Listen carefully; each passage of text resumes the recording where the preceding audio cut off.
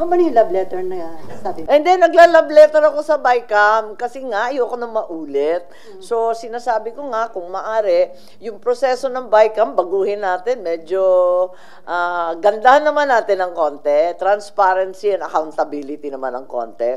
Unang-una, maaga pa sana, mag-usap-usap na yung mga subcommittee heads ng House at ng Senado. Wala tayong gulatan, ano? Ikalawa, maliban pa sa yung mga vice chair, magtipon-tipon at alamin kung ano talaga yung mga pagbabago na i-finalize.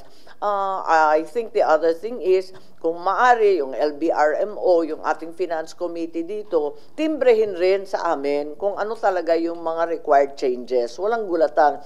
Higit sa lahat, yung pinal na BICAM, wag naman picture taking lamang. Sana naman may konting diskusyon, at least yung major changes, debatihin naman natin sa maayos na BICAM. Wag naman yung biglang nagkakasisihan, nagkakaturuan, kung bakit nasingit yan, tapos kukunin yung e-signature mo, tapos sasabihin, alam mo yan.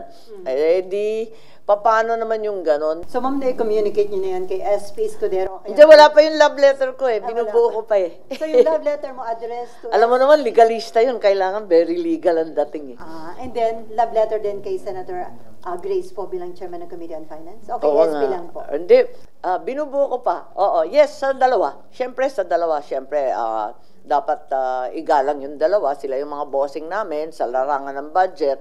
At kailangan natin ng pagbabago sa BICAM procedure.